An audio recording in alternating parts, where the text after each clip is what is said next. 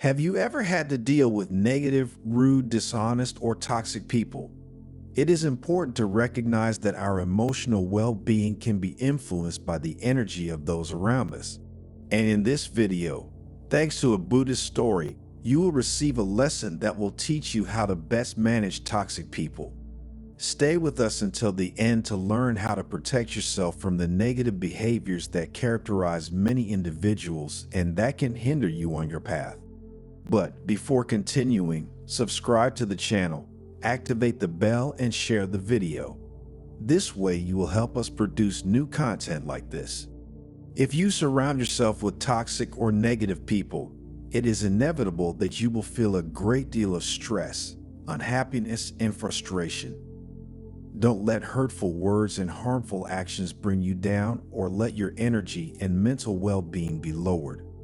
Listen to this story and immediately apply its teachings to your life. It will help you in your spiritual and personal growth. Once upon a time, there was a man. He was a hard worker, but the environment in which he operated was very negative and dotted with the bad attitudes of his colleagues and collaborators. These were no strangers to sabotaging each other's work, and as you can imagine, the false and cruel rumors they spread were not uncommon, making the work environment full of complaints and gossip. The energies that were perceived in the corridors of this company made everything extremely negative, unfair. Our man was completely exhausted, tired of facing all those gratuitous humiliations and those unfair daily challenges to the point of thinking he wanted to start over and change jobs. This whole situation made this particular moment of his life extremely slow and gray. He didn't know how to move or which path to take. However, a few kilometers from his office, there was a Buddhist monastery. He didn't know why, but the man felt particularly attracted to this place, almost as if it were a magnet. Just thinking about this place felt peace and serenity. To try to get out of this dark period, he decided to pay a visit to the monastery. Once he arrived on site, he learned that there was a monk there who was expert in managing toxic and negative people.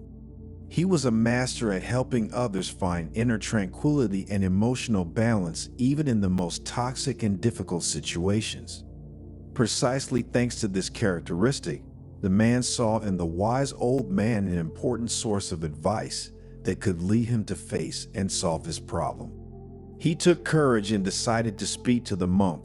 "Master," said the man, "I am very dissatisfied with my work. I spend most of my day in the office.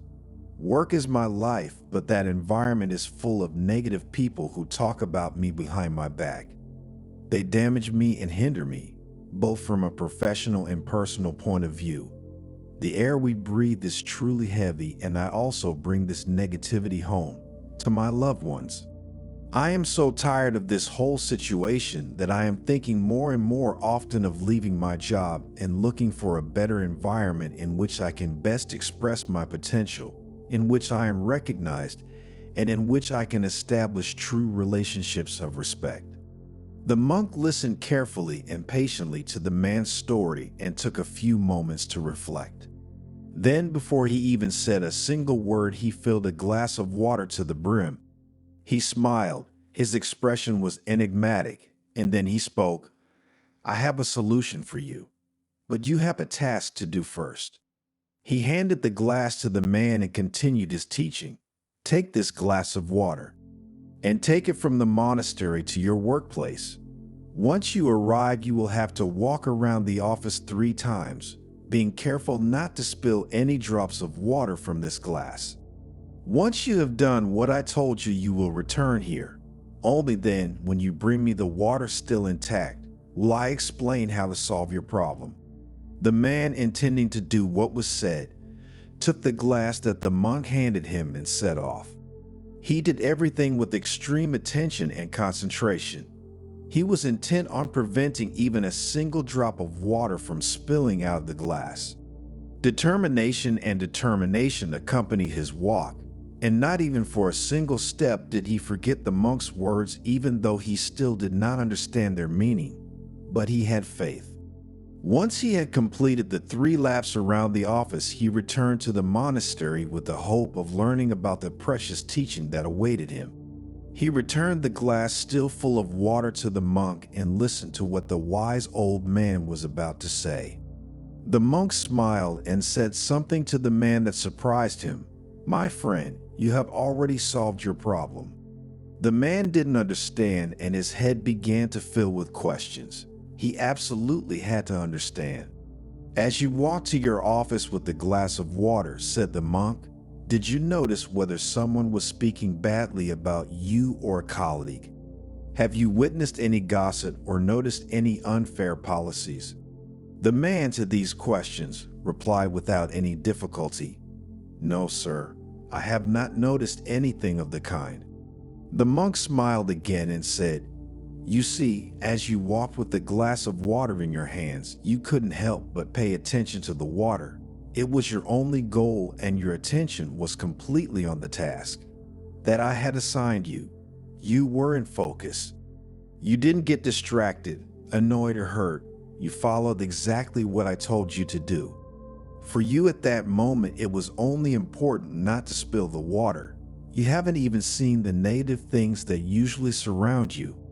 This is exactly how we should learn to manage the toxic people we encounter on our journey." The man finally understood. He understood the meaning of the sage's words and thanked him for his vision and his precious advice, because he had found his motivation again.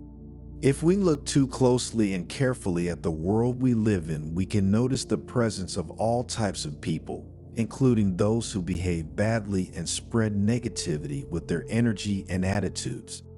These can be found everywhere, among friends, in the workplace, in the street we live in, and even within the family unit. Sooner or later, we will all have to deal with the presence of people of this type. The important thing is not to stop your personal growth and spirituality. What lesson can we learn from this Zen story? What did we take home from the Master's wise words? That the key thing is to focus on ourselves, rather than worrying about the toxic people around us. We think about our inner tranquility, our energy, the most important things for our life and our emotional well-being. Negative situations can be handled with rationality, strength, and calm. It is inevitable to encounter them. We must be aware of them, take note of them, and if necessary, observe them from the outside with the sole purpose of continuing the path towards spiritual research. It is essential to maintain focus on our goals, our personal growth, and our priorities to learn as much as possible from our spiritual journey. Let's focus and intervene on what we can control and not allow the negativity of others to influence us in our life choices. It's not fair and we don't deserve it. If, despite everything, we feel that the situation can go beyond our management capabilities, if we feel the need for change, we also consider the fact that by changing the environment, other negativities and complexities will come that we do not yet know. If we move towards new opportunities, we focus on ourselves and forget what is happening around us. Let us become fully aware of our spiritual awakening. Let's focus on ourselves and our tasks, on what allows us to reach our goal and live a life that truly deserves to be lived, regardless of everything. Only in this way will we be able to learn to manage toxic people and live without being disturbed by the negativity that surrounds us and which will, perhaps to a lesser extent, always be present.